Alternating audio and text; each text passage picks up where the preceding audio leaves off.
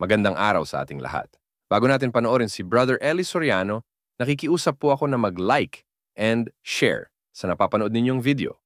At sa hindi pa nagsasubscribe ay mag-subscribe na para lagi kayong ma-notify ng YouTube sa ating mga bagong upload na videos. At sana panoorin na rin ang mga YouTube ads bilang suporta sa aking channel. Halina at atin ang panoorin si Brother Eli Soriano sa segment na Itanong Mo Kay Soriano. Ito, walang bawat, walang labis, walang kulang. Kaya ang sabi ng mga apostol, matuto kayo sa amin, huwag hihigit sa bagay na nasusulat.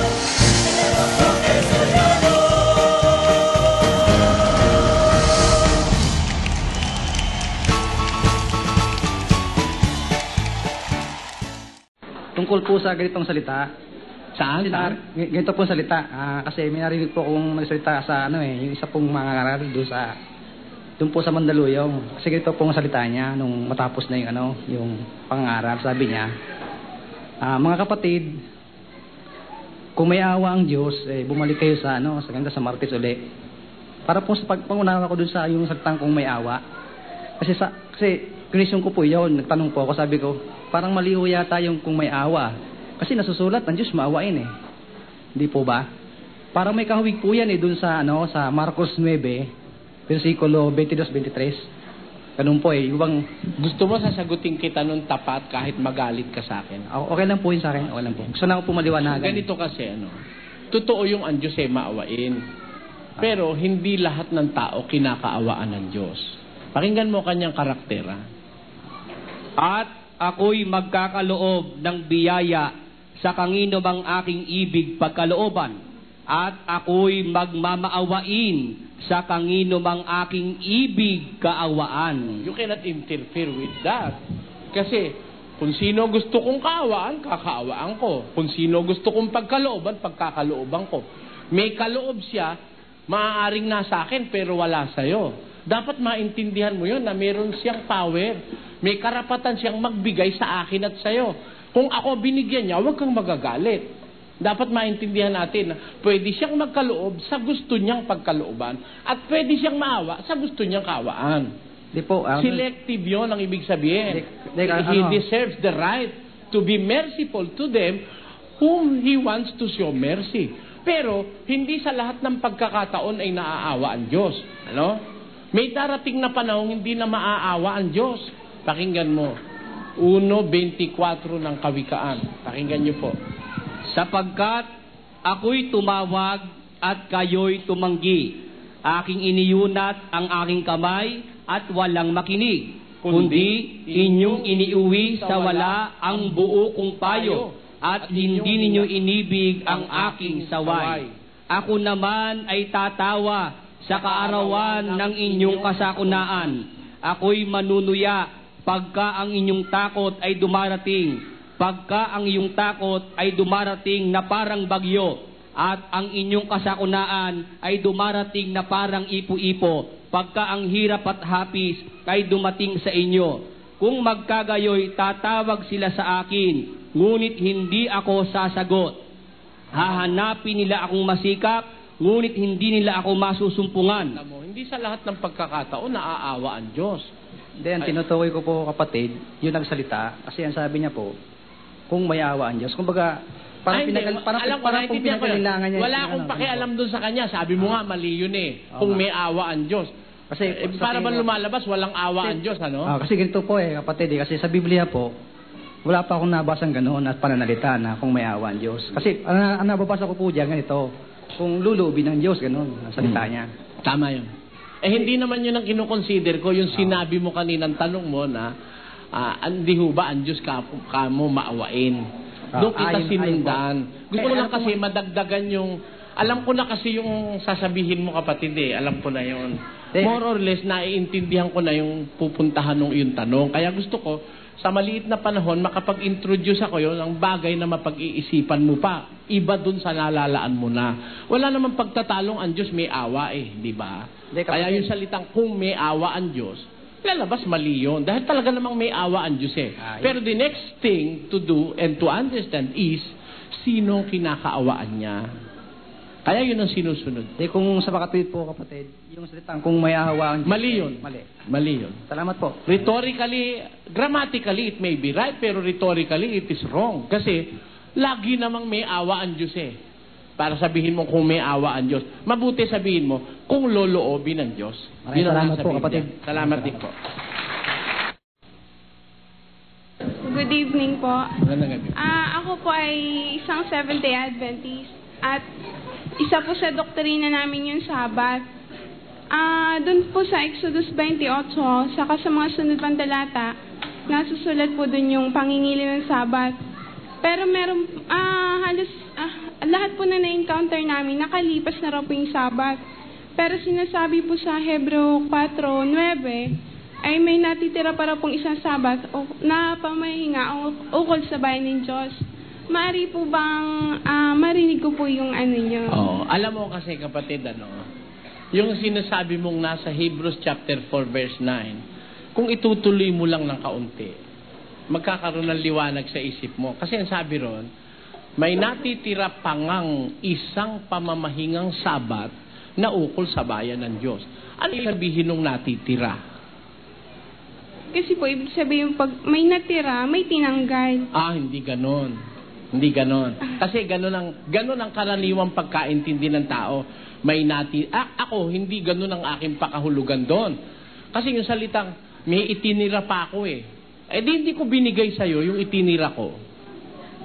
I reserve the right na itinira ko yon. Pero wala sa'yo yon. Hindi ibig sabihin, tinanggal at itinira. Iba yung may tinanggal at may tinira. Ganito, basahin natin para maintindihan mo. Pakinggan mo.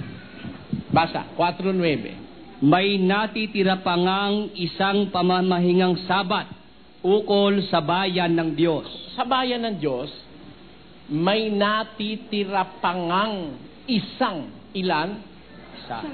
Pamamahingang Sabat. Hindi po. Sandali, pabayaan mo kung magano. Kasi pagka sasabayan tayo, hindi tayo magkakaintindihan. Alam ko na ang sasabihin mo. Doblehin mo edad mo, hindi ka aabot sa edad ko. Hindi kita hinahamak pero alam ko na ang sasabihin mo. Hindi ka pa pinanganganak, tinatanong na sa akin yan eh. Kaya, mauubos ang oras natin pagka sasagutin mo. Kung gusto ko makapag-introduce sa'yo ng isang bagay na pag-iisipan mo. Yung salitang, may natitira pa ngang isang pamamahingang Sabat ukol sa bayan ng Diyos. Sa makatwid, isa lang yun. Hindi marami. Kayo tuwing Sabado, nang papahinga kayo. Nakailan Sabado ka na? Ang dami na. Kaya ang title ng pangalan nyo, Seventh-day Adventist. Tamo tuwing Sabado, nagpapahinga kayo. Ito, kay liwaliwanag, meron pang isang natitirang pamamahingang Sabat ukol sa bayan ng Diyos. Pero, naibigay na ba ito? Naibigay na ba yung Sabat na yun? Itataas lang natin ng konti. Pakinggan mo. Sapagkat kung ibinigay sa kanila ni Josue ang kapahingahan, ay hindi na sana niya sasalitain pagkatapos ang ibang araw. Ibang araw ito kaysa sa ibinigay ni Josue. Hindi Sabado ito. Kung ibinigay na ito ni Josue sa kanila, hindi na sana sasabihin pa pagkatapos ang ibang araw. This is a different day of Sabbath. Hindi kagaya nung ibinigay ni Josue. Alam mo ba kung bakit si Josue sinasabi dito at hindi si Moises? Kasi yung kay Moises, wala silang tunay na pagmamahinga nun eh. They are under a very, very long journey from Egypt to the land of promise. Ang totoo, lagi silang lakad ng lakad. Pagdating 7 araw, pahinga sila. Pagka susunod naman, lakad na naman sila, Minsan, gagawa sila ng kampamento sa ilang. Kung medyo masama ang panahon, dun sila. Pero pagdating ng panahon ni Josue, namatay na si Moises, nandun na sila sa promised land. There they can enjoy the real Sabbath. Yung tunay na pamamahinga. Wala nang lakad-lakad, nasa bahay na sila, ito ikang Sabbath na ito, hindi ibinigay ni Josue sa kanila. They must have enjoyed it during the time of Joshua. But even then, hindi ibinigay itong Sabat na ito. Sapagkat sinasalita niya ang tungkol sa ibang araw. Hindi araw na 24 oras ito, ibang klase ng araw ito. Aling araw ito? Tuloy. sapagkat Ay muli, ay muling nagtangi siya ng isang araw. Ngayon, pagkatapos ng ilang panahon na sinabi sa mga awit ni David, yung araw palang tinutukoy na ibang araw, itinangi ng Diyos, mababasa mo sa awit ni David. Alin yung araw na yon? ngayon, kung marinig ninyo ang kanyang tinig, huwag ninyong papagmamatigasin ang inyong mga puso. Ibang araw ito. This is a day na may voice. Pag narinig nyo kayong tinig nitong araw na ito, huwag niyong pagpapatigasin ang puso nyo. Di ba kinakanta pa yan ninyo sa Seventh-day Adventist? This is the day that the Lord has made. This is the day. Ito ang araw na ginawa ng Panginoon. Anong araw ito? Yung may tinig, may boses, hindi 24-hour period day. May tinig ito. Sino itong araw na ito?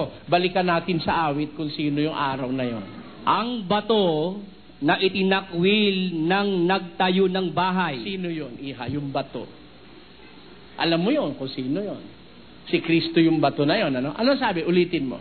Ang bato na itinakwil ng nangagtayo ng bahay ay naging pangulo sa sulok. Ito ang araw na ginawa ng Panginoon. Tayo mga galak at ating katutuwaan. Kita mo? Ito ang bato na itinakwil ng mga nagtayo ng bahay. Ito ang araw na ginawa ng Panginoon. This is the day that the Lord has made. Kaya sino yun? Si Kristo. Ano ngayon ang sabi ni Kristo nung nangangaral na siya? Hali kayo, mga napapagalat na bibigat ang lubha, kayo'y aking papagpapahingahin, and you shall find rest for your soul. Yun ang tunay na Sabat, si Kristo, hindi 24-hour period day.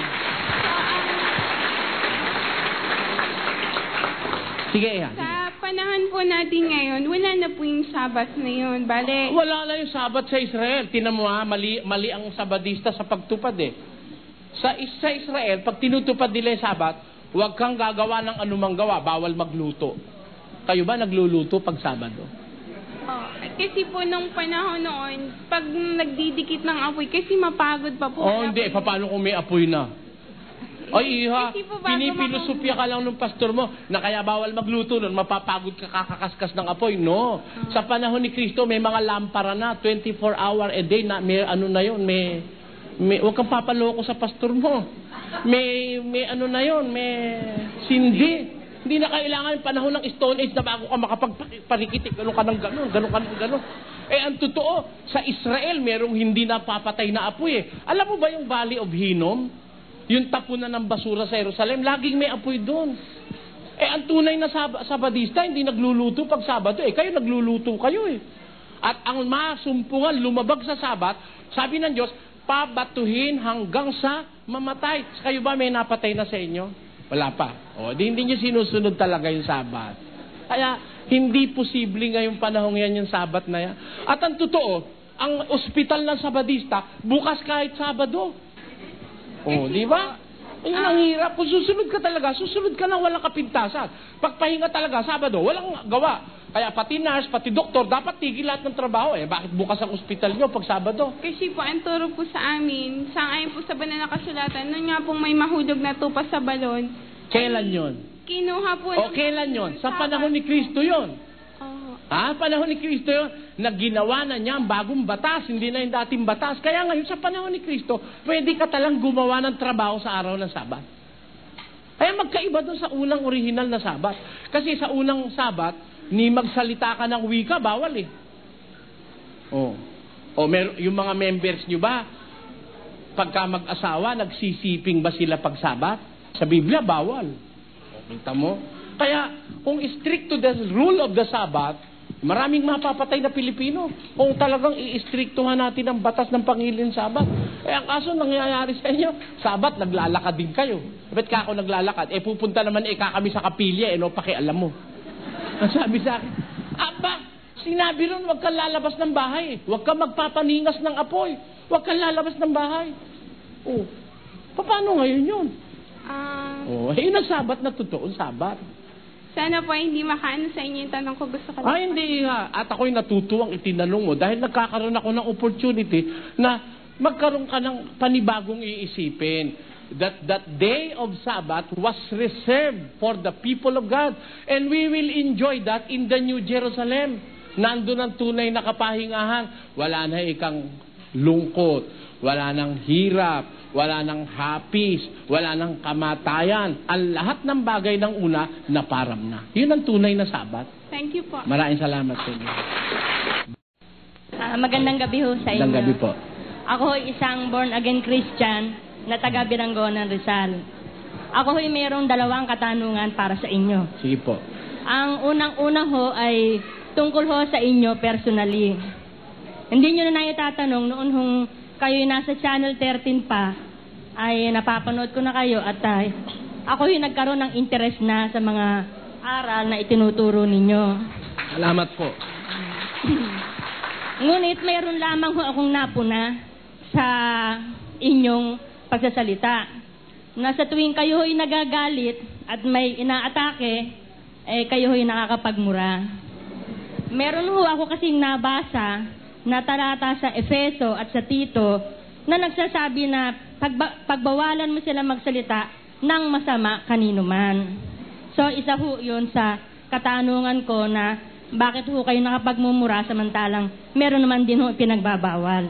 Ganito po, yung binasa ho natin talatang sinasabi nyo sa Tito na pagbawalang magsalita ng masama tungkol sa kanino man, tama po yun, hindi naman natin pwedeng alisin na sa Biblia yon.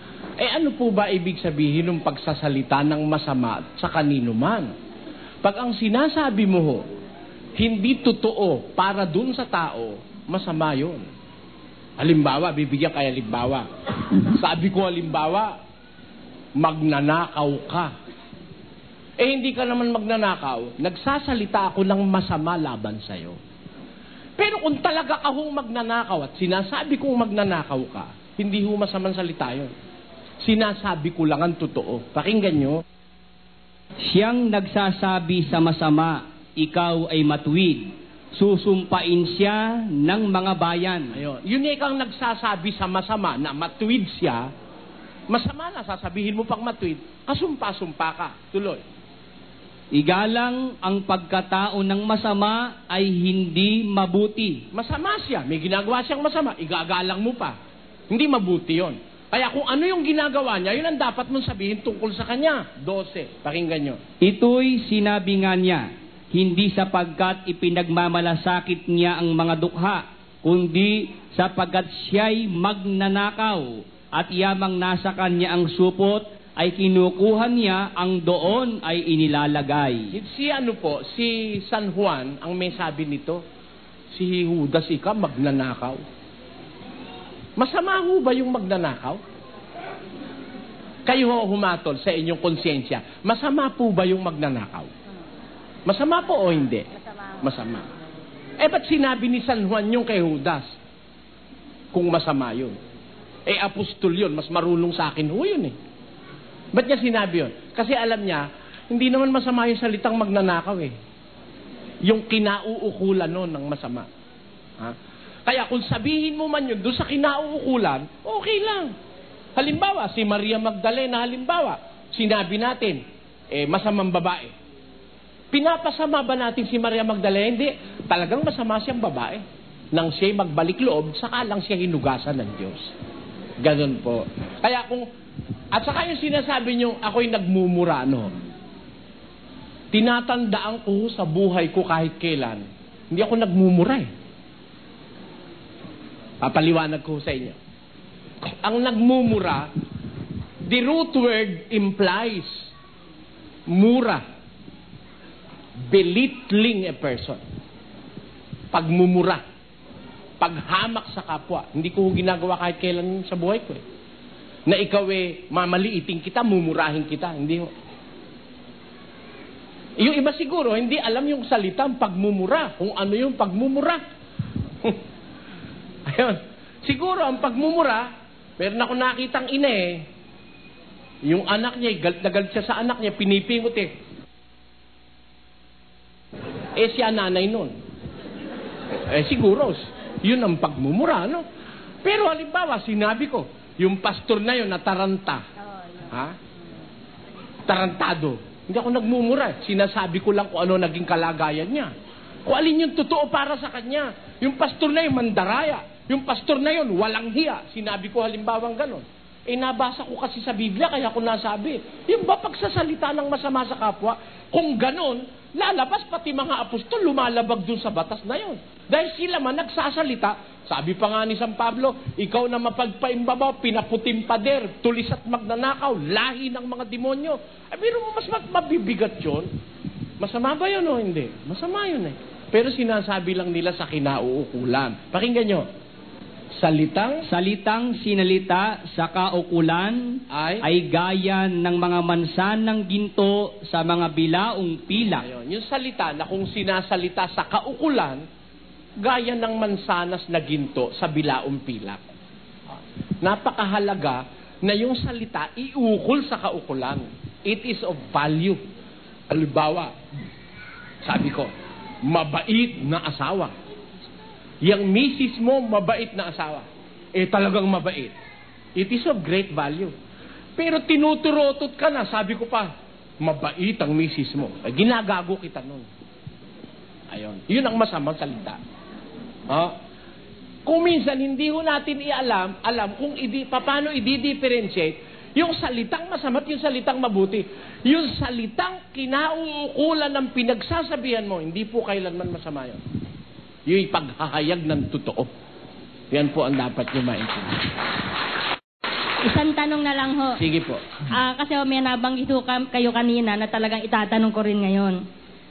Yun ho kasi yung pastor namin, kasi ho nakarating na sa kanila na talagang nag-request ho ako ng Bible study sa lugar sa amin. Patungkol nga ho rito. Opo. Ngayon, ang isang naging issue ho kasi, yan nga hong ikapu. Ang sabi ho kasi nung pastor namin, compulsory daw ho yung pagbibigay ng 10%, na kung hindi raw ho ibibigay yon ay isang pagnanakaw na sa Panginoong Diyos. Kung pwede lang ho ipaliwanag lang yun. Paano hong magiging compulsory yung pagbibigay ng ikapo? Samantalang hindi naman batas yung ikapo sa ating panahon. Nagkakamali po yung mga pastor na magsasabing compulsory yan. Kasi ang Diyos man mismo, ang mismong ang Diyos, hindi nang obliga ng tao eh.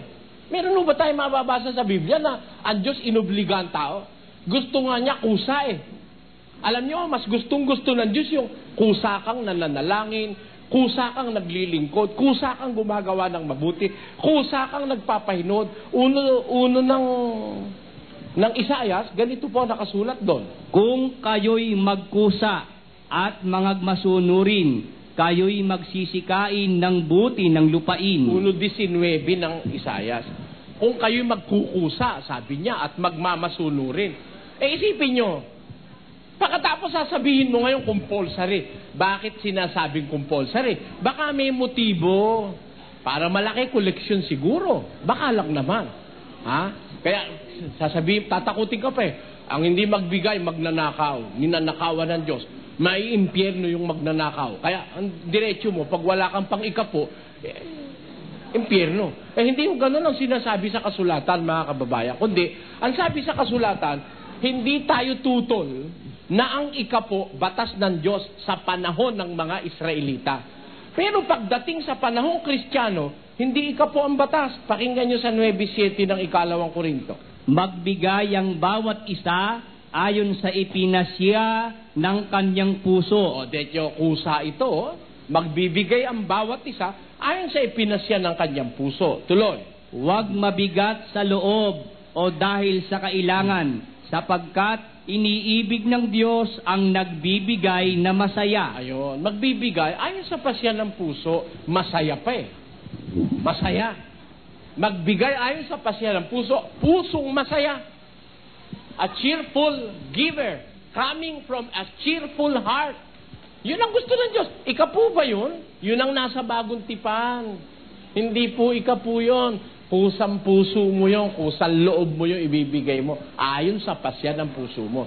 Kaya ang mga pastor po, pag sinabi halimbawa sa atin, obligasyon natin magbigay na ikapo. Hindi po totoo yan. Alam nyo kung sino may obligasyon na magbigay ng ikapo? Pakinggan nyo sa Hebreos 7. At katotohanan, ang mga sa anak ni Levi na nagsisitanggap ng katungkulang saserdote ay mayroong utos na kumuha ng 10 bahagi sa bayan ayon sa kautusan. Sa makatwid ay sa kanilang mga kapatid. Ayun, yung mga saserdotes Levitas, yun po ang tumatanggap ng 10 sa panahon ni Moises.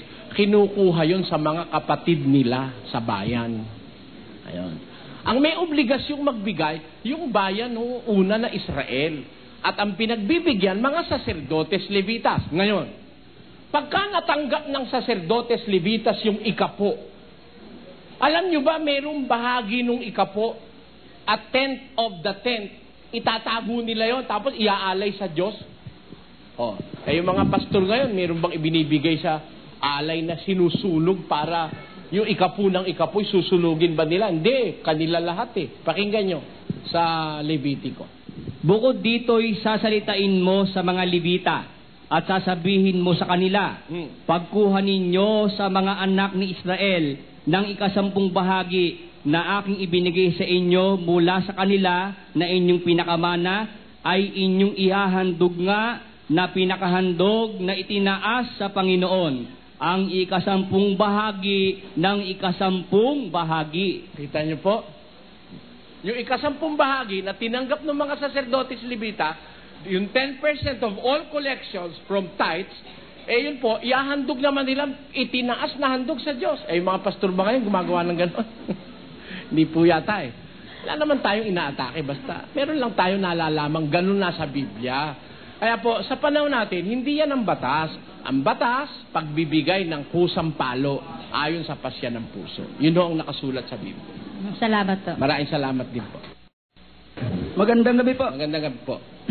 Ako po, ang pangalan ko po ay si Jose Lagumay po. Yun pong tumutukoy doon sa Jesus Christ Crusade. Kanina, yung nag-iisa.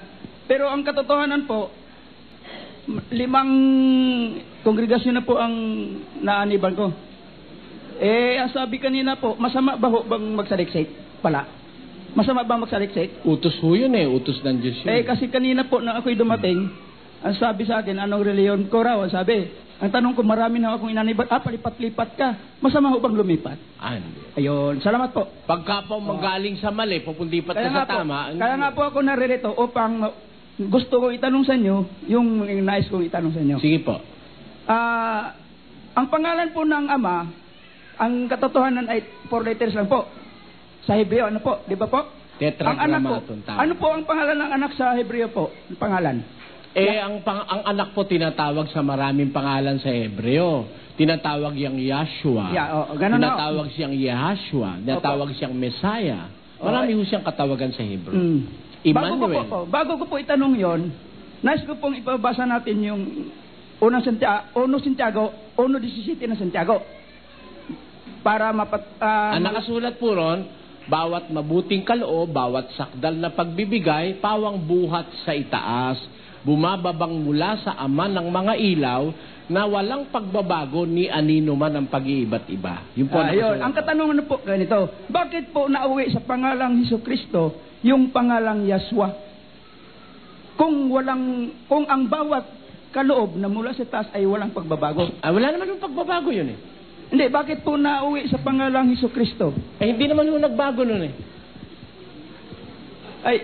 Yun yung Yahshua, yun nga ho yung si Jesus. Yun ba ang... yung Messiah, yun nga ho yung Kristo. Yun talaga... Hindi yung nababago, pareho kahulugan. Yung Yahshua, tagapagligtas. Yung Jesus, sa kahulugang Griego, tagapagligtas din. Ibang wika lang yung Jesucristo, Kristo Jesus. Yung isa Hebreo, yung isa Griego. Yun naman ho, may pahintulot naman ho ang Biblia ron. Pakinggan nyo sa Biblia, sa Apokalipsis. Sila'y may pinakahari na anghel ng kalaliman. Ang kanyang pangalan sa wikang Hebreo ay Abaddon. At sa Griego ay may pangalan siyang Apollyon. Yung Abaddon, ang katumbas ng Apollyon sa Griego. Ano po ibig kong sabihin? Parang ganito. Si Juan, sa Tagalog, Juan eh. Ang spelling, H-U-W-A-N. Sa Ingles, ang katumbas niya, si John. Sa Kastila naman, ang kanyang katumbas ay si Juan. J-U-A-N.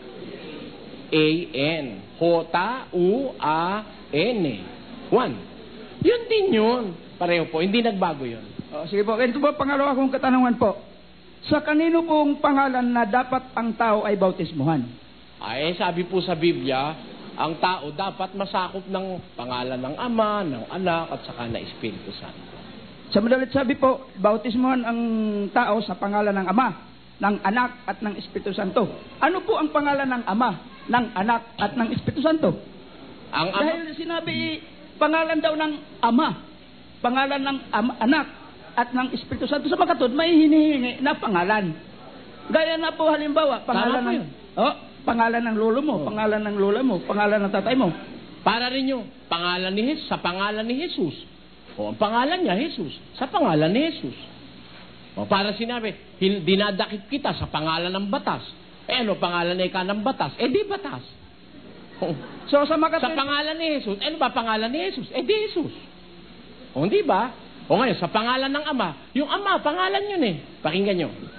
63:16. Sapagkat ikaw ay aming Ama, bagaman hindi kami kinilala ni Abraham at hindi kami kilala ng Israel, ikaw o Panginoon ay aming Ama na mula sa walang pasimula ay siya mong pangalan. Eto, babasahin ko pa sa Ingles, Sabi diyan, ang Ama, mula sa walang pasimula siya mong pangalan. Inglesin natin mas magandang pagkakasalin dito. Doubtless thou art our Father, though Abraham be ignorant of us, and Israel acknowledge us not. Thou, O Lord, art our Father, from everlasting is thy name. Ikaw ang aming Ama, na mula ng walang pasimula, siya mong pangalan. Kaya yung Ama, pangalan yun paano ho yung doon sa mga Gawa 2:36 po? Yung mga Hudyo na nagtanong na kung ano ang kanilang gagawin. Kung gusto nilang maligtas. Sabi ni Pedro sa 2:38, magsisi kayo.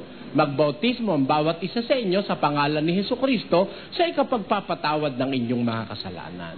So, sa makatwid po, yung doon sa Mateo, na pangalan ng Ama, ng Anak, at ng Espiritu Santo, nauwi po sa pangalan ni Hesukristo. Hindi na. Huwag nyo lalagyan ng nauwi. Wala tayong nabasang nauwi. Hindi, ang ibig ko sabihin, bakit sinabi ni Pedro na magsisi kayo at magbautismo sa pangalan ni Hesukristo? Imbis pangalan ng Ama, pangalan ng Anak, pangalan ng Espiritu Santo. Kasi magkaiba kausap po nila. Ang kausap ni Kristo dun sa Mateo, yung magbabautismo. The baptizer. Ang kausap naman ni Pedro sa 2:38, the candidates for baptism. Siyempre, alin ang susundin ko kung ako baptizer? Di yung sinabi sa akin ni Kristo. Siyempre, kung susunod ka, if you are a real baptizer, follow the commandment of the master baptizer. Magkaiba ho yun Thank you. Maraming salamat po. Magandang gabi po. Ginoong Eli Soriano. At ganun din dito sa mga kapatiran nito at ganun din po sa kapwa ko bisita. Ako po ay magtatanong, hindi po sa ano pa man, kundi sa pansarili ko po lang na katauhan ng itatanong ko. Sa aking sarili po. Apo. Kasi po ako po isang Romano. Pero kung sabihin ko po, hindi ako sarado Romano, kundi mistiso. Bakit po? Kasi po, ako bilang isang nagsusuri, tinitignan ko po ang dapat na gawin ng isang talagang naghahanap ng Diyos. Kung ako po ay natatama, di sabihin nyo. Kung ako naman po ay namamali, sabihin nyo. Kasi ganito po. Sa aming reliyon na Katoliko, nahihiya po ako doon sa mga bagay na nalalaan ko masama, gagawin ko pa. Katulad na sinasabi nga po sa Biblia na huwag kang gumawa ng larawang inanyuan at sasambahin. Yun po para pinag-iisipan ko ngayon. Yung po tinatawag na halimbawa sa pagka yung ikaw lalabas sa bahay, tanda ka ng krus. Yun po akin na pong pinag-aralan nyo na bakit nga ba pagkatatapat ko ng simbahan ako'y mag-aantanda ng krus Sabi na nanay ko, tatay ko nung huwag kang hindi mag-aantanda ng krus dahil pagka ikaw hindi nagantanda ng krus sa bahay, paglabas ng bahay, baka ikaw mapahamak. Ngayon, pagka ako nagkantanda ng krus sa simbahan, para nakakita ako ng multo, hindi ko na po ginagawa yung ganun. Maraming bagay na hindi ko ginagawa. Ngayon, saka pag-aaral ko po ng mga reliyong napupuntahan ko, mga gantong open forum, pinag-aaralan ko ang mga bagay-bagay.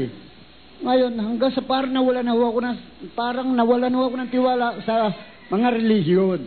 Ngayon, sa akin din yung pagbabasa sa Biblia, ay sinabi ko doon na kung ikaw ay makipag-usap sa Diyos, pumasok ka sa silid at manawagan ka sa Diyos at kausapin mo. Ganun na nga ako ginagawa ko. Ngayon, ang pinagtataka ko sa sarili ko, para pa rin daw ako naliligaw dahil wala akong kinasasapihan na samahan. Ngayon, ang itatanong ko, ay ano po ba masasabi nyo sa katulad kong gano'n, ang pananampalataya ko, parang sa sarili ko na lang at ang Diyos ang tinatawagan ko. Ako po ba ay nabibilang sa masama o sa mga Diyos? May utos po ang Diyos sa inyo, para sa inyo mismo. Di sabi nyo, naghahanap kayo, no? May utos po ang Diyos. Sa 16 ng Jeremias, ganito po ang utos. Ganito ang sabi ng Panginoon, magsitayo kayo sa mga daan at magsitingin kayo at ipagtanong ninyo ang mga dating landas kung saan nandoon ang mabuting daan at magsilakad kayo roon at kayo'y makakasumpong ng kapahingahan sa inyong mga kaluluwa. Sabi ho ng Diyos, magsitayo kayo sa mga daan, magsitingin kayo, ipagtanong ninyo yung mga dating landas, kung nasaan yung mabuting daan, magsilakad kayo ron. Kaya hanapin nyo yung mga dating landas, papunta dun sa mabuting daan, at makakasumpong kayo ng kapahingahan ng inyong kaluluwa, sabi nyo. Kaya hindi mo masama yung magsuri. Tuloy nyo po. Tatanong ko lang po yung John 20, yung kanina John 20:31. Dapat po bang sampalatayanan lamang ay mga bagay na nakasulat? Oo. Meron po bang mga tungkol din nga doon, meron po bang tinatawag na unwritten revelation? Ano? Unwritten revelation. If it is unwritten, therefore it is not revelation. If it is revelation, it must be written. Not only in papers, but also in our brains or our hearts.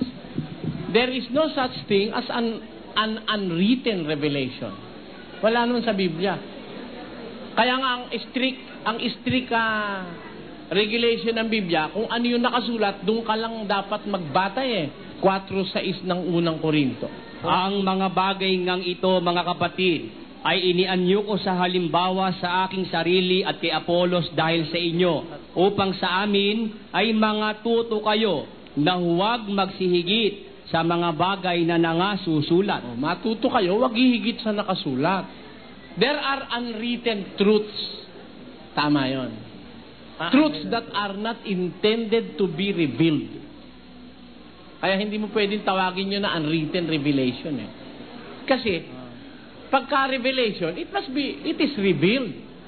Maaaring hindi man nakasulat, merong ibang pinagsulatan, maaaring isip, o puso. Kasi maraming sulatan ng Diyos Sa langit nga, may sinusulat din ng Diyos Sa langit, may nakasulat na salita ng Diyos kung marunong ka magbasa Kaya, pagka truth, I believe that there are unwritten truths. Pero, those truths are not intended to be revealed. They are to be preserved up to the coming of the Lord Jesus Christ and will be revealed to those people who love God. 2:9 ng unang Korinto. Datapwat gaya ng nasusulat. Alin yun? Ang mga bagay na hindi nakita ng mata at ni narinig ng tainga, ni hindi pumasok sa puso ng tao. Anumang mga bagay na inihanda ng Diyos sa kanila na nangagsisiibig sa Kanya. Meron nakahanda para sa umiibig sa Diyos. Naka-reserve ba yun? Hindi malalaman ngayon yun. Ang isa ron, yung maliligtas, bibigyan siya ng bagong pangalan. Pangalan mo ngayon, Leroy. Pag naligtas ka, maiiba pangalan. Isa yon sa malalaman mo sa darating. Ngayon pa, meron ka na nun Kung maliligtas ka, may pangalan ka na sa langit. Kaya lang, hindi mo alam. Filipos 4:3. Pakinggan niyo. Oo, ipinamamani ko rin naman sa iyo tapat na kasama sa pagtulong na iyong tulungan ang mga babaeng ito sapagkat sila'y nagpagal na kasama ko sa Ebanghelyo at kasama rin naman ni Clemente at ng ibang aking mga kamanggagawa na ang kanilang pangalan ay nangasa aklat ng buhay. Ang kanilang pangalan nasa aklat ng buhay. Pero hindi natin alam kung anong pangalan natin doon. Ngayon, ano? For the time being. Pag maliligtas ka, ayun, malalaman mo kung anong pangalan mo na ron. Kasi meron tayong dapat na pangalan kanya-kanya eh. Maaring nagkamali nanay natin eh, tatay nating magbigay ng pangalan eh. Pero pag ang Diyos ang nagbigay ng pangalan, di mali, tiyak na totoo. Hindi po ang terminal lamang doon, unwritten truths na lang. Ano yun? Unwritten truth. Yung... Oo, meron nun. Merong unwritten truth. Pero hindi na may re-reveal yun hanggang Oo, sa... hindi nire-reveal yun hanggang sa paghuhukom yun. Hindi unwritten revelation. Hindi nga. There is no such thing as unwritten revelation. Kasi narinig ko sa ibang ano yun eh. Invento lang nila yun. Invento lang nila. May iba ko na sa ibang church ko narinig yun eh. Nagpapahanga lang yun na kunyari may alam sila na wala sa Biblia. At sa kanya mo lang malalaman. Para si Maria sinukuan doon sa arayat. Kaya ako tinatanong baka kung meron niya sa Biblia wala. Thanks, salamat. There are unwritten truths, but no such thing as unwritten revelation. Because if it must be a revelation, it must be revealed. It must be written in one way or the other. Kasi merong mga sulatan ng Diyos, sabi ng Diyos, ang akin ay kang mga kautusan, ang akin salita, isusulat ko sa kanilang mga puso at sa kanilang mga isip, ilalagay ko ang mga ito. Kahit hindi sa papel, na isusulat naman ng Diyos yun eh. Kaya hindi pwedeng tawaging unwritten.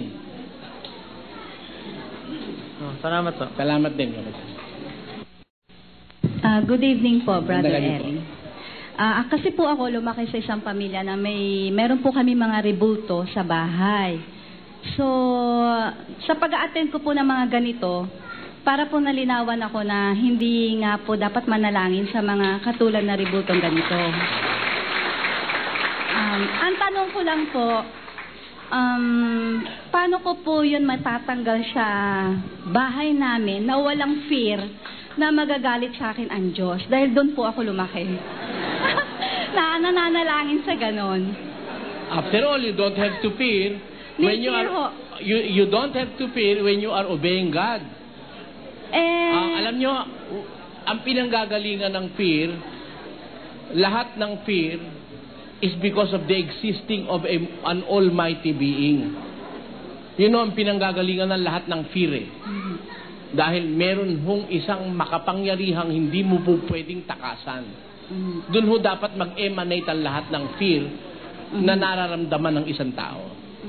And I believe na pagka susundin mo ang Diyos, dapat mawalan ka ng fear. Siya sinusunod mo eh.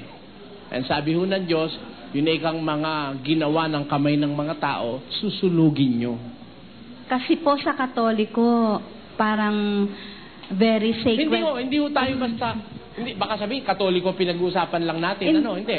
Pati yung Buddha, pati si Shinto, yung retrato ni Krishna, yung icon ni kung sino-sinong mga, si Diana, si Chemos, si Ra, si Baal. Marami yung mga Diyos-Diyosan ng mga tao. Basta't ginawa ng kamay, isa ho yun sa sinasabi ng Biblia. Ang sabi ho'y ganito, pakinggan nyo. Paano kayong matatakot? Ang sinusunod nyo, siya mismo, siya may sabi. But why do you have to worry? Siya nga ang sinusunod mo. Halimbawa, sabi, ang mister mo nagbigay sa'yo ng pera. Kita niya yon. Ngayon, nabigay niya sa'yo, sige, pamili mo lahat yan. Matatakot ka ba sa kanya galing yung pera? Baka wala nang matira. Akong bala, basta pamili mo lahat yan. Matatakot ka ba nun? Siya may bigay, siya ang provider mo. Ba't ka matatakot? Siya nag-uutos. Ganon din naman dito, pakinggan nyo. Sa Deuteronomio, ang mga larawang inanyuan na kanilang mga Diyos ay iyong susunugin sa apoy. Sabi ng Diyos, yung mga larawang inanyuan na mga Diyos ng mga taong hindi kumikilala sa tunay na Diyos, susunugin mo sa apoy. Ay, ganun po. Kung halimbawa po, ibigay ko na, kasi po dun sa aming Hindi, meron po kaming compound. Meron po kami dong small chapel. Pwede ko po bang ibigay na lang doon? Ang utos po, susunugin mo sa apoy. Gusto niyo pong malaman ng dahilan? Pag-aawayan po namin ng mister ko yun. Ay, huwag niyo susunugin pag pag-aawayan niyo ng mister niyo. Pabayaan niyo siya doon hanggang maliwanagan ng mister niyo. Halimbawa, retrato ni Buddha yun, o rebulto ni Buddha. Hanggang hindi nyo naliliwanagan ng mister nyo sa Biblia, biyaan nyo siya ron. If it will be the root of your misunderstanding, biyaan mo lang siya ron. Hindi mo naman siya sinasambay, di biyaan mo siya ron. Pero mas possible pong papayag siya kung bibigay ko sa chapel. Ano ho? Yung mga ano po. Pabayaan nyo na sa kanya manggaling yung pagbibigay, pero wag sa inyo. Ay, ganun po. Sa stresi ng Roma, pakinggan nyo. At huwag din naman ninyong ihandog ang inyong mga sangkap sa kasalanan na pinakakasangkapan ng kalikuan. Bawal ho sa atin maging kasangkapan pa tayo ng kalikuan. Alam nating mali yung ginagawa natin, tapos pamimigay natin, gagawa naman ng mali yung makakatanggap. Naintindihan niyo po yung punto? Salamat po. Kaya ang gawin niyo kay Buddha, sunugin niyo na. Tatanong ko lang po kami o Church of Christ. Tatanong ko lang po yung sinasabi sa Juan, Ano po, Holy Church of God kayo? Church of Christ, o. Opo.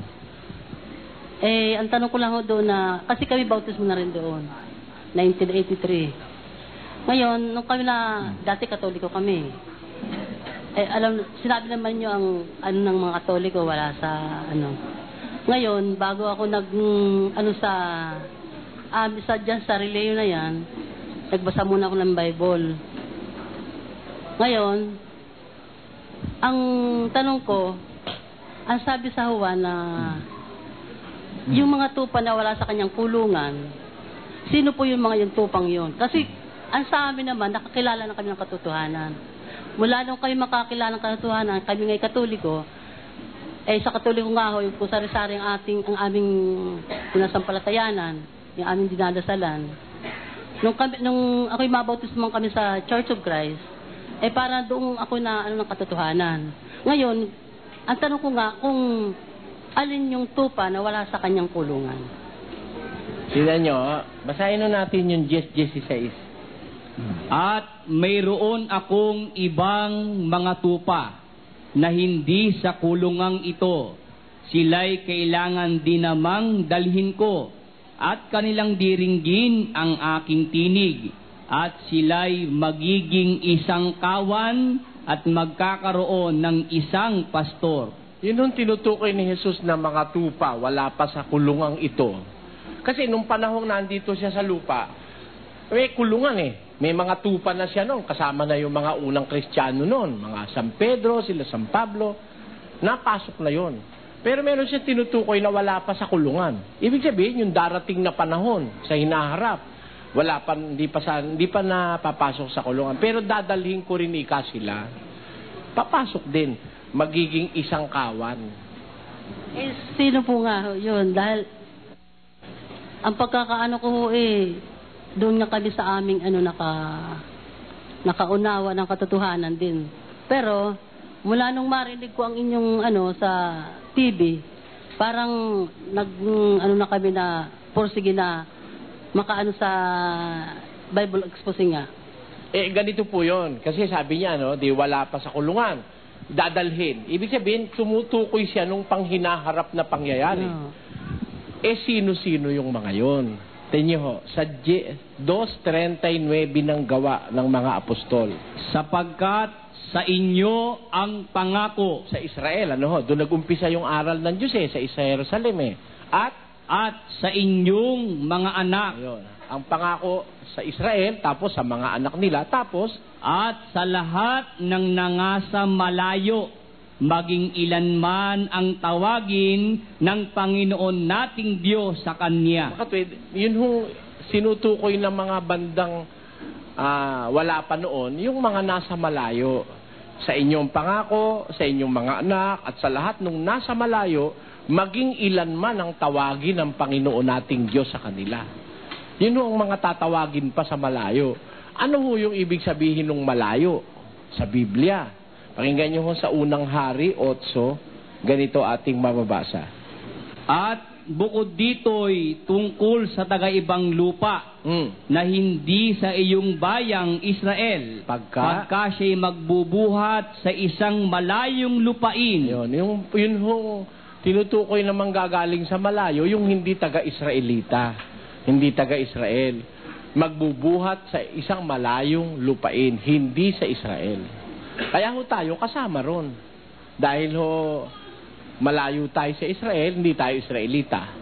Sabi, yun daw mga tupa na yun, titipunin niya, magkakaroon ng isang kawan at magkakaroon ng isang pastor. Sino ho yung pastor? Pakinggan nyo, sa unang Pedro 2, 24 hanggang 25.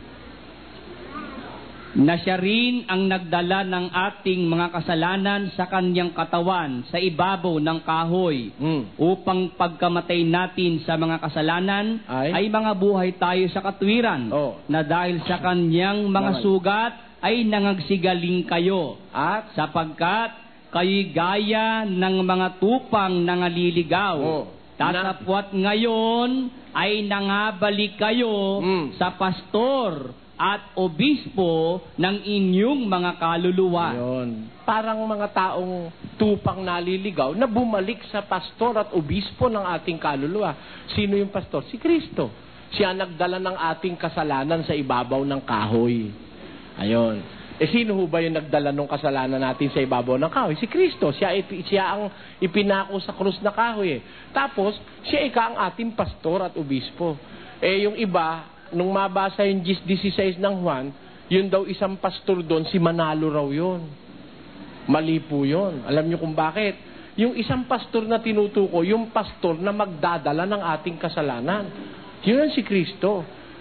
Lalagay ka sa isang kawan. Lahat ng mga lingkod niya, gagawin niya isang kawan. Ano ba yung kawan? Pakinggan nyo.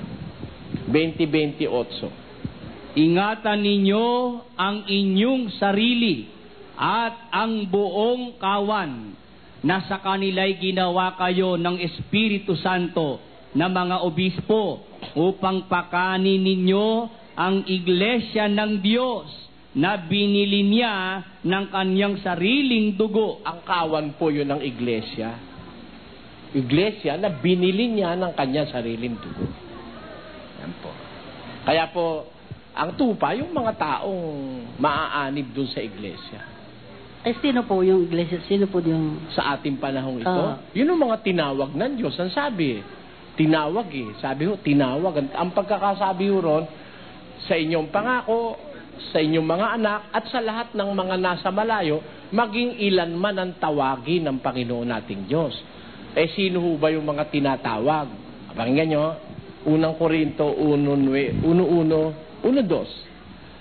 Si Pablo na tinawag na maging apostol ni Hesukristo sa pamamagitan ng kalooban ng Diyos at si Sostenes na ating kapatid sa iglesia ng Diyos sa makapitbagay sa mga pinapaging banal kay Kristo Jesus na tinawag na mga banal. Ayun, sa iglesia po ng Diyos tumatawag ang Diyos.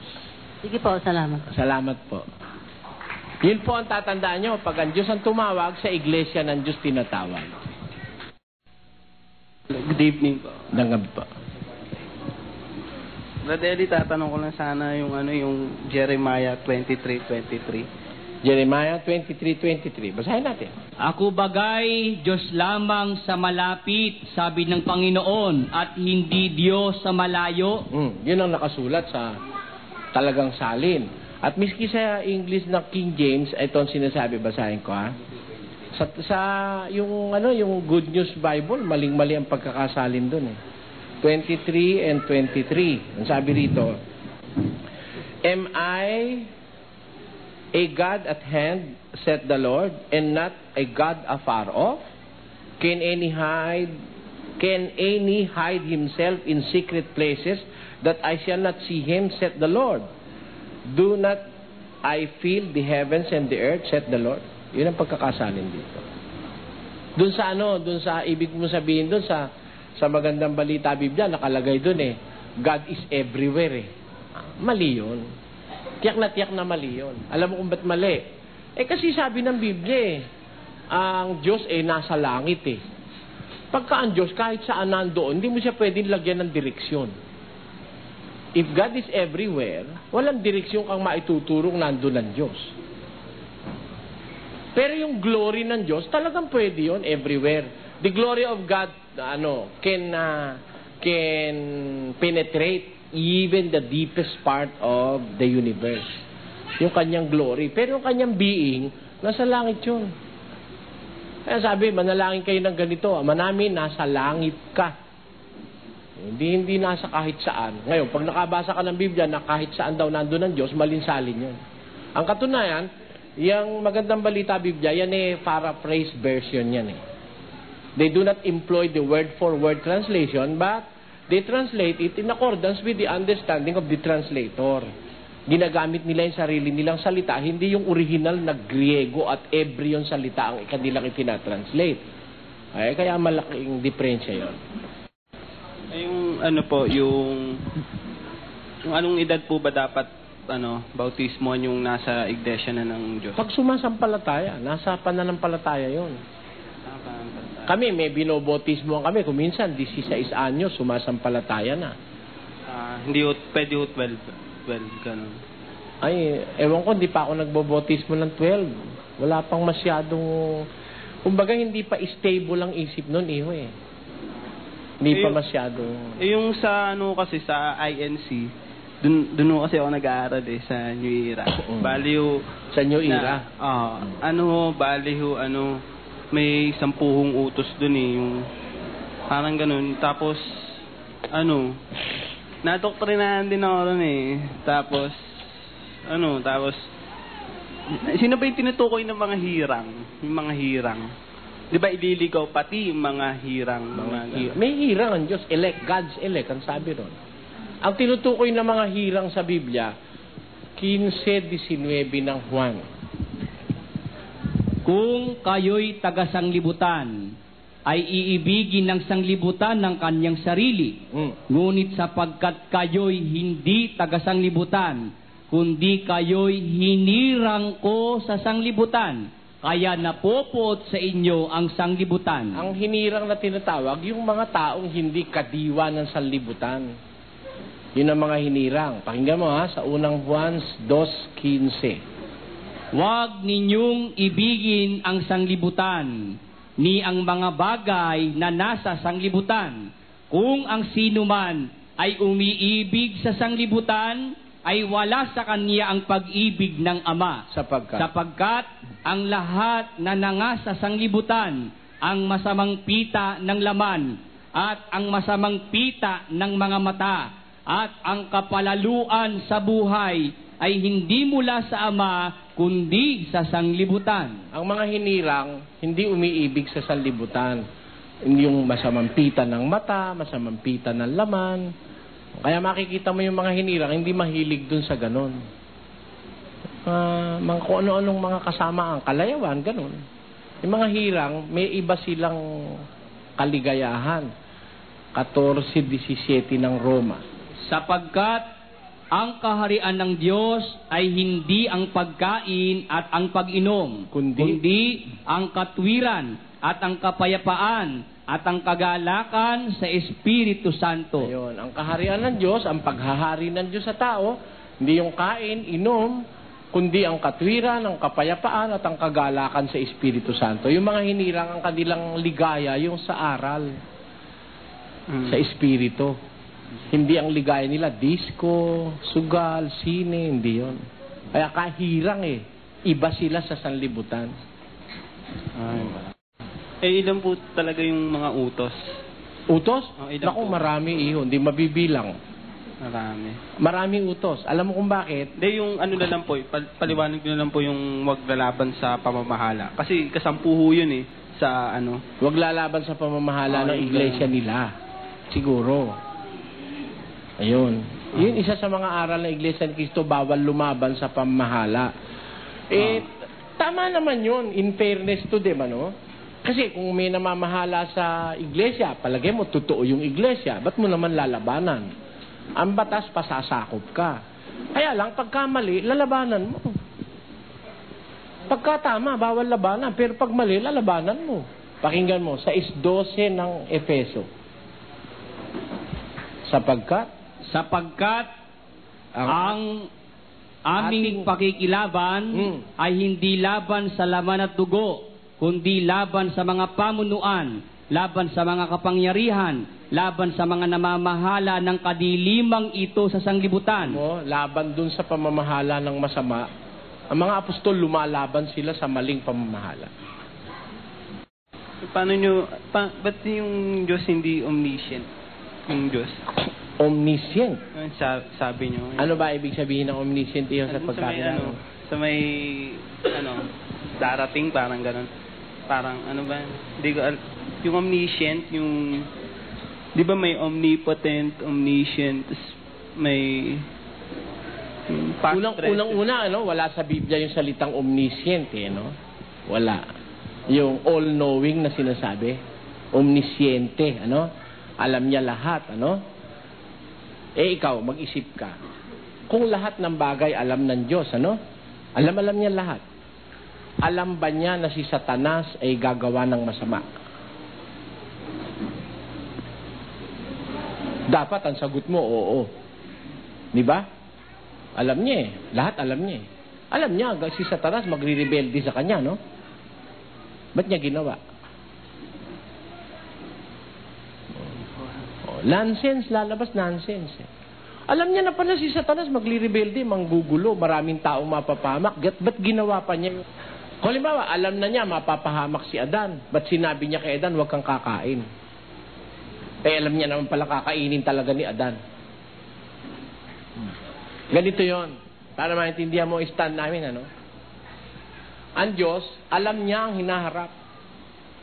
Pero hindi niya alam kung anong gagawin mo. Ano ibig ko sabihin? Hindi niya alam kung susunod ka sa Kanya o lalabagin mo siya. Kasi binigyan Kanya ng kalayaang mamili, yung free will. You can transgress, you can obey. Ganun ang Diyos. Ngayon, pagka ginawa mo na, nag-decide, nasa puso mo, susunod ako sa Diyos. Ayun, alam niya na. Pero hanggang hindi ka nagde-decide, malay niya kung susunod ka kung hindi. Alam mo kung bakit? Pakinggan mo. Sa Deuteronomio 13:3. Sapagkat sinusubo kayo ng Panginoon ninyong Diyos upang maalaman kung iniibig ninyo ang Panginoon ninyong Diyos. Bakit sumusubukan Diyos? Tamo. Kaya sinusubukan ka niya para malaman niya kung tapat ka o hindi. Kasi, alam niya mangyayari sa hinaharap. Pero ikaw na tao, hindi ka niya dinidiktahan kung anong gagawin mo. Ikaw ang magpapasya. Kaya, dinadaan ka ng Diyos sa pagsubok, susubukin ka. Di ba tayo madalas natin sabihin, siguro sinusubok lang ka ng Diyos. Ba't ka sinusubok? Sabi sa Biblia, upang malaman niya kung tapat ka talaga. O kung alam niya na pala, ba't ka naman susubukin? Di para kang pinaglalaroan nun. Di ba? Doon sa punto na yon, kapatid, na sinasabi ko, may bagay na hindi alam ng Diyos dahil hindi niya pinakikialaman. Ikaw ang bahalang magpasya. Susunod ka ba o hindi ka susunod? Malalaman niya. Susubukin ka niya. Pag nasubok ka, alam na niya. Doon niya alam. Diba? Pero kung hindi ka pa nasusubok, paano niyang nalaman? Meron kang free will. Pwede ka sumunod, pwede ka hindi. Ang katunayan, pakinggan mo kay Abraham. At iniunat ni Abraham ang kanyang kamay at hinawakan ang sundang upang patayin ang kanyang anak. Si Isaac, handog niya, susunugin niya. Sabi ng Diyos, ihandog mo sa akin Hinawakan niya na yung sundang. Papatayin niya na. Ano sabi? At sa kanya'y sinabi, huwag mong buhatin ang iyong kamay sa bata. Bakit? O gawan man siya ng anuman, sapagkat talastas ko ngayon na ikaw ay natatakot sa Diyos. Kita mo. Nung papatayin niya na si Isaac, pinigil siya ng Diyos. Huwag mo nang buhatin yung kamay mo sa bata, sapagkat talastas ko ngayon. Kailan? Nung masubok niya na. May yung sinabi niyo pong yung may kahinaan ho yung Diyos. Ano kaya yung kahinaan niya? Kahinaan ng Diyos? Meron talagang kahinaan ng Diyos. Ano kaya? Basahin natin sa unang Korinto. sapagkat ang kamangmangan ng Diyos ay lalong marunong kaysa mga tao, at ang kahinaan ng Diyos ay lalong malakas kaysa mga tao. Oh, yun ang kahinaan ng Diyos, yung mas malakas kaysa sa tao. Yung kapangyarihan niya, ibig sabihin. Meron siyang weakness eh. Pero yung weakness niya, malakas pa kaysa sa tao. Yung kanya namang foolishness, yung kamangmangan niya, ay lalong marunong kaysa sa mga tao. Sabi sa Biblia. The thing there is, may tinatawag sa Biblia, kahinaan ng Diyos. Na ayaw pumayag. Wala raw kahinaan ng Diyos. Meron, sabi eh. Ang kahinaan ng Diyos, mas malakas kaysa sa mga tao. Kaya hindi lang nila alam kung ano yung kahinaan ng Diyos. Alam ko siyempre.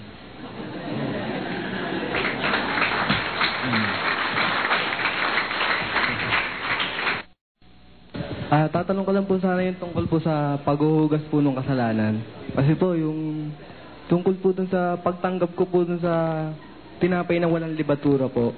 Yung ginagawa po ng mga pare. Ito po ba yung may nagagawang paraan para pumubuwasan yung kasalanan ko?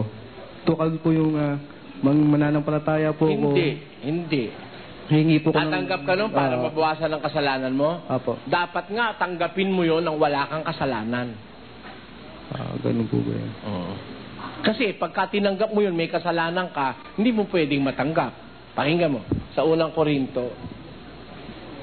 At saka huwag ka mag-isip na yung tinapay na yun, tinapay na binibigay ng pare. Kasi yung tinapay na sinasabi sa Biblia, hindi napapanis yun. Sinabi ni Kristo, hindi napapanis. Pakinggan mo ha. Sapagkat ang kumakain at umiinom ay kumakain at umiinom ng hatol sa kanyang sarili kung hindi niya kinikilala ang katawan ng Panginoon. Kita mo, pagka tinanggap mo yan, tumatanggap ka ng hatol kung hindi mo kinikilala yung katawan ng Panginoon. Kaya bago mo tanggapin yon, yung tinatawag na tinapay na yon, dapat siguraduhin mong malinis ang sarili mo. Ngayon, hindi literal na tinapay yun, iho. Itinapay na hindi napapanis yun, galing sa langit yun. Pakinggan mo. Ito ang tinapay na bumababang galing sa langit. Hindi sa bakery galing yon. Sa langit. Anong klaseng tinapay yun? Magsigawa kayo. Magsigawa kayo, hindi dahil sa pagkaing napapanis, kundi dahil sa pagkaing tumatagal sa buhay na walang hanggan na ibibigay sa inyo ng anak ng tao. Ayun, sabi ng Biblia, magsigawa kayo dahil doon sa tinapay na, hindi dahil sa tinapay na napapanis, sa pagkaing napapanis, kundi sa pagkaing tumatagal hanggang sa buhay na walang hanggan. Galing sa langit kasi yun eh. Yung tungkol po sa pagsunod po sa Panginoon, doon po sa yung po bang paraan na ginagawa ko po yung nakikinig po ako, yung tumatanggap po ako nung doktrina po, yun po ba paraan na para makasunod at masundan ko yung Panginoon? Ang pagsunod kasi step by step eh. Ang unang step ito, 9:23 ng Lucas. At sinabi niya sa lahat, kasama ka riyan. Teka mo na, tinatanggap mo kasama ka riyan. Ulitin natin. At sinabi niya sa lahat. Kasama ka rin, di ba? Sa lahat ito sinasabi eh. Ano sabi sa lahat? Kung ang sino mang tao ay ibig sumunod sa akin, ay tumanggi sa kanyang sarili. Tapos? At pasanin sa araw-araw ang kanyang krus. At sumunod sa akin. Ayun ang pagsunod, step by step. Unang-una, kung gusto mong sumunod sa akin, sabi ni Jesus, itanggi mo yung sarili mo. Deny oneself.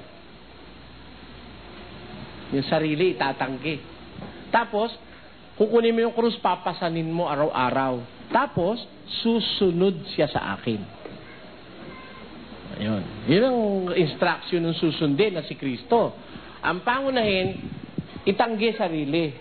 Ano ba ibig sabihin ng itanggi ang sarili? Pakinggan mo.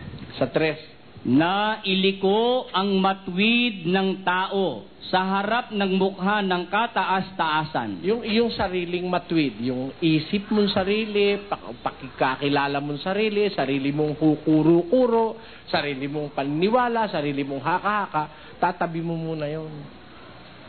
Huwag yun ang papairalin mo kasi pag yun ang pinairal mo, hindi ka makakasunod kay Kristo eh. 16:15 ng Lucas. Kayo, at sinabi niya sa kanila, kayo ang nangag-aaring ganap sa inyong sarili sa paningin ng mga tao. Tatapwat, nakikilala ng Diyos ang inyong mga puso, sapagkat ang dinadakilan ng mga tao ay kasuklam-suklam sa paningin ng Diyos. Kaya pagka pinairal mo yung sarili mo, kasuklam-suklam ka pa sa Diyos eh.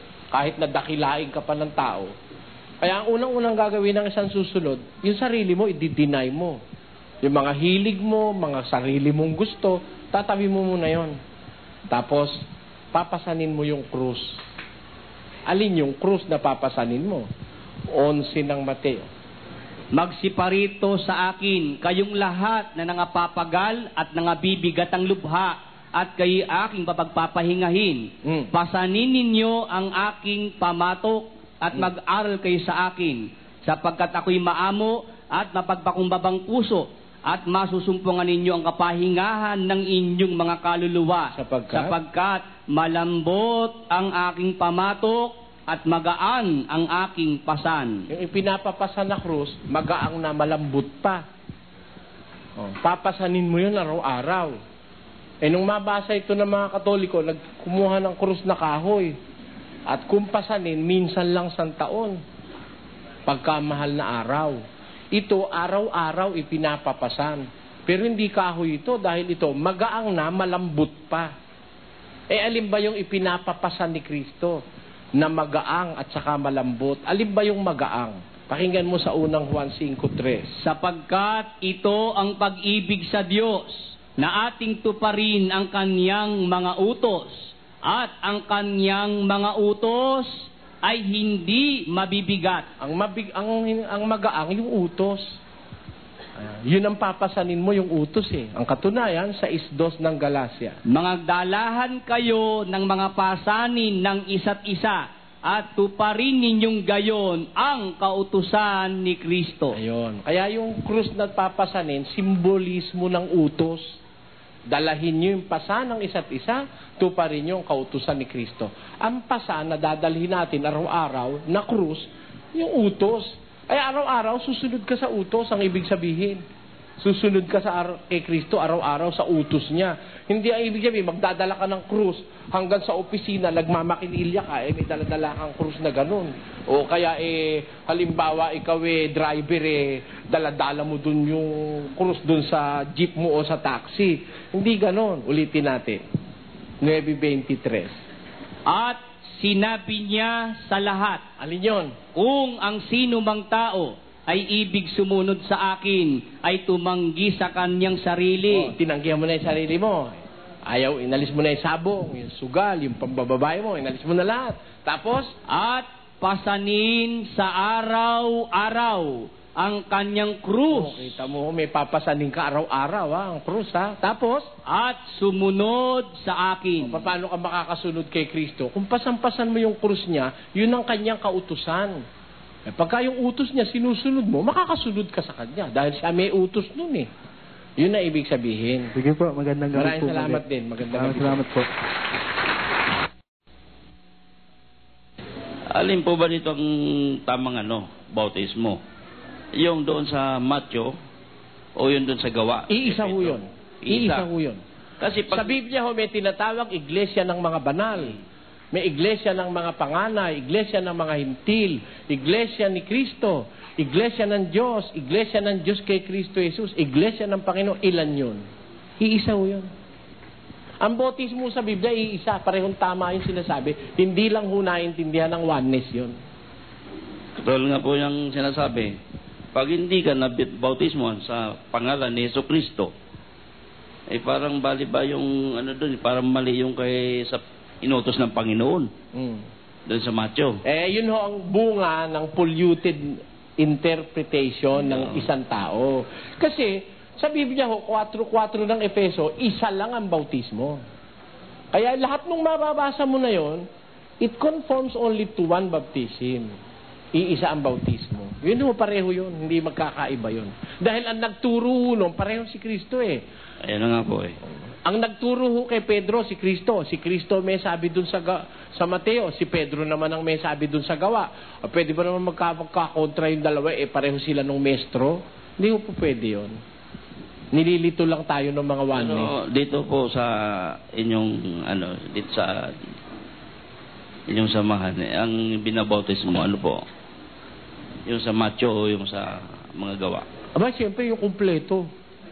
Sa pangalan ng Ama, ni Kristo at ng Espiritu Santo. Alin ang gusto nyo? Sa pangalan lang ni Kristo, wala ang Ama, lalabas antikristo kayo. Pakinggan nyo. Sa unang Juan 2:22.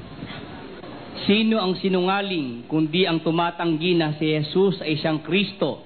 Ito ang antikristo. Sa makatuwid ay ang tumatanggi sa Ama at sa Anak. Para wag kang maging antikristo, tanggapin mo Ama, tanggapin mo Anak.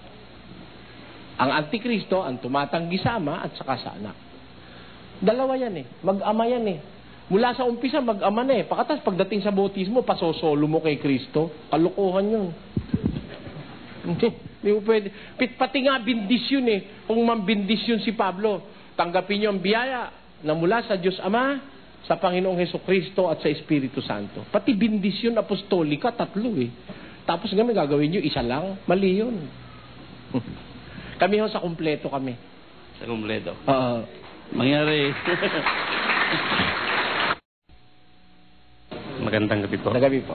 Rick Del Rosario po. May tatanong lang po ako tungkol sa siyensya. Ako po naniniwala sa siyensya tulad halimbawa ng mga nangyari na bumagsak ang kometa o asteroid sa Jupiter, na ito po ay nangyari at totoong nangyari po. Ngayon, on May 5, year 2005, there was a scientific fact na ang lahat po ng planeta ay mag-a-align. On this event, maaari pong magkaroon ng pangyayari sa mundo na ang north is maging south. In short, there was a tremendous disaster po na mangyayari na magkakaroon po ng putok ng bulkan, massive flooding, at saka alam na po natin ang mangyayari na sabi po ng mga siyensya, maaari pong mangyari na magkaroon ng dating pangyayari na na-extinct ang dinosaur, pero on this event, baka po maging extinct ang tao. Ngayon, ito pong pangyayaring to, ang tanong ko po ano pong relasyon sa Biblia na sa aking pagkakaintindi na meron po tayong creation o meron pong sinabi sa Biblia na 7 araw ng creation at itong mga pangyayaring magaganap ay mangyayari po sa ika-6 na araw ng creation. That means may relasyon po ba itong scientific fact na mangyayari dito sa Biblia na sinasabing sa ika-6 na araw na sa aking paniniwala ito po ang ika-6 na araw na mangyayari sa year 2000? Wala kapatid. Walang relasyon. Alam mo bakit? Kasi sa Biblia, ipinakita na kay Juan ang past, present, and future. And John, the Revelator, is very lucky enough to see the culmination of the age of mankind. Nakita na ni Juan sa Apokalipsis ang magaganap sa loob ng susunod na 3,000 taon. Yung first century Christian era, nakita niya yon. Tapos, yung unang millennium, tapos yung pangalawang millennium contained in the book of Revelation, and the third millennium which is after the first resurrection. Nakita niya na lahat yun. Ang alignment ng planets, matagal nang nangyayari yung sa ating solar system.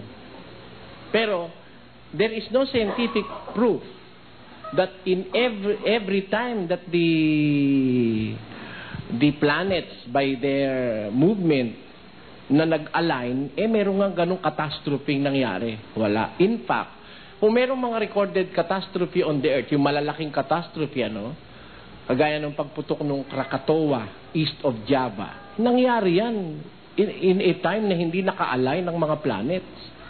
Yung Mount Pinatubo, sumabog, the greatest disaster in this century. Hindi rin naka-align ng mga planets. Bumutok ang bulkang Mayon in the 12th century, tapos pumutok uli on the 16th century. Hindi naka-align ng planets. Kaya walang scientific proof na yung alignment of planets, yun ang nagkokos ng pagputok ng bulkan, massive flooding, etc., etc. Ako naniniwala walang ganon. Dahil, pagkatapos ng pagkabuhay na maguli, yung first resurrection, merong millennium na susunod na maghahari si Kristo at ang kanyang mga banal sa mundo. It will happen here on earth. Kaya hindi magkakaroon ng annihilation of humankind, no? Na mai-extinct ka mo. Hindi pwede yun. Yung sinasabi ni Einstein na sa 23 something, sasabog ang mundo. Hindi rin totoo yun. Hindi na aabot sa ganun. Kasi, ang 1,000 taon lang 1,000 taon lang ang millennium na maghahari si Kristo Pagkatapos nun, masisira na itong mundong ito Kaya iniintay lang natin ngayon yung pagbabalik ni Kristo. And afterwards, the millennium. Kung mangyayari yung sinasabi mo, expectation ng mga siyentipiko, hindi magkakaroon ng katuparan yung millennium ng paghahari ni Kristo. Wala siyang paghaharian. Ma-annihilate ang tao sa mundo, which is impossible. Walang scientific basis yun. Those are scientific calculations. And not all calculations of science are true. Hanggang ngayon nga, meron silang tinatawag na mga theory, kagaya ng Big Bang Theory, na ang mundo, ang universe daw is an ever-expanding universe, palaki ng palaki. Hindi totoo yun. May sukat yan Nasa Biblia. Nilagay ng Diyos ang sukat niyan. May sukat yan. Kung ever-expanding, lalabas walang sukat. Para bang isang napabayaang masa ng arena na palaki. Alam mo, sa ating kaalaman sa matter, meron tinatawag na yung limit of elasticity. Kahit na yung elastic objects, merong limit of elasticity. It will come to an end. Yung resistance mapuputol. Kahit rubber kahit gaano ka-elastic yan, merong within the limit of perfect elasticity. Pero talagang, masisira yan. Ano ibig ko sabihin? Para paniwalaan natin ang mga scientific theories, maliligaw tayo. Maliligaw. I believe science by facts, not by theory. Kasi pag fact, okay na yun. Fact na yun Napatunayan na yun Pero pag theory, mahirap na maniwala tayo ron. Maliligaw tayo ron. Biro mo, para tayo matatakot, in the year 2004 or 2005, para matatakot ka, something like 8 years from now, sasabog ang maraming hindi ho totoo yan. Ang katunayan, siguro, pagdating nun at alam mo pa, maaalala mo ko. Tandaan mo itong gabing to, maalala mo ko. Hindi totoo yun. Dahil mas naniniwala ako sa nasa Biblia kaysa sa scientific calculations. Nasa Biblia kasi maghahari si Kristo dito.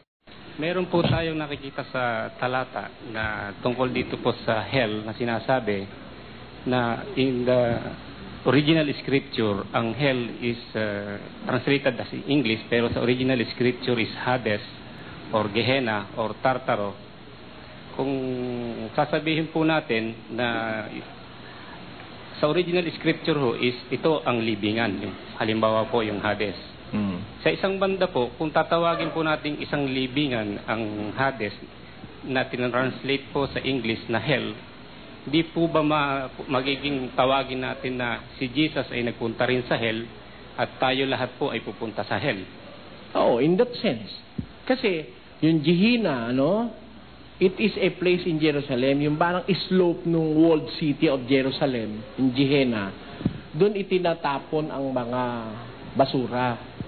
Pati mga patay na hayop, kuminsan patay na kriminal, doon tinatapon, sinusunog doon sabihin po natin tayo ay lahat ay pupunta sa hell.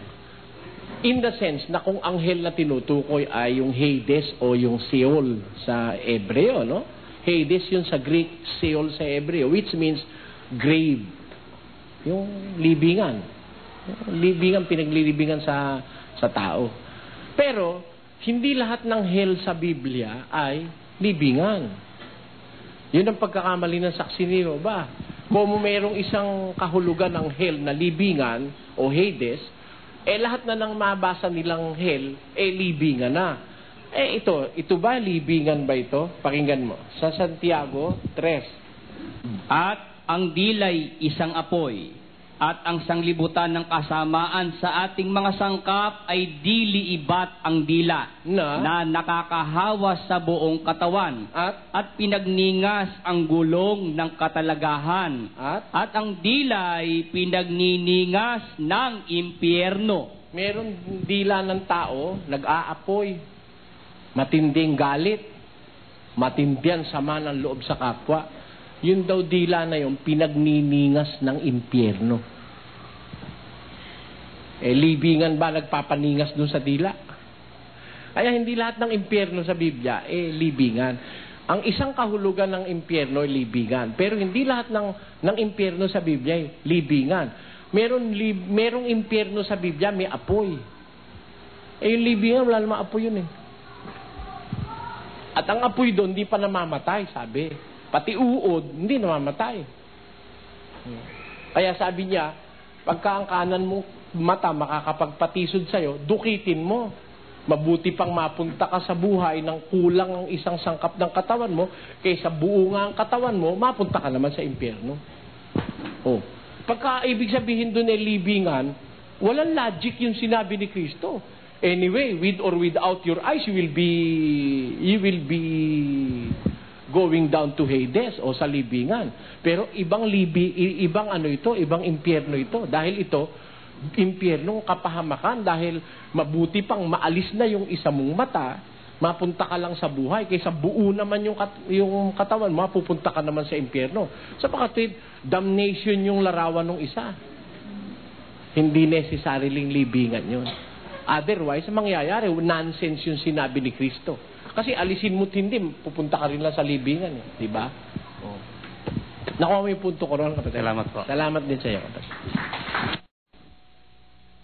Magandang gabi, Brad Ellie. Magtatanong lang ako, di ba pag ang ibig sabihin ng bautismo, yung lilinisin yung kaluluwa nyo? Kasalanan. Ba't si Kristo binautismo din? Para magbigay ng halimbawa. Unang Pedro. Sapagkat sa ganitong bagay kayo'y tinawag, sapagkat si Kristo man ay nagbata dahil sa inyo, na kayo'y iniwanan ng halimbawa upang kayo'y magsisunod sa mga hakbang niya. Kaya siya nagpabotismo para magbigay halimbawa. Nung magpabotismo nga siya, hindi siya bata Matanda na siya. Pero di ba sabi pag magbabautismo, sa ngalan ng Ama, ng Anak, tsaka ng Espiritu Santo. Anong sinabi ni Juan Bautista sa kanya? Sa? Juan Bautista. Wala pa yung utos na yun. Wala pa. Kasi, nung iutos ni Kristo yung bautismo sa pangalan ng Ama, ng Anak, ng Espiritu Santo, nung papanik na siya sa langit. Nung bautismohan sa man siya ni San Juan Bautista 3 years ago, wala pa yung utos na yun. Hindi siya sakop nun. Salamat. Kasi siya na nga ang anak babautismo mo pa siya sa pangalan ng anak untoward naman yan, di ba? Maraming salamat sa mga nanood at sa mga hindi nag-skip ng mga YouTube ads bilang suporta sa aking channel.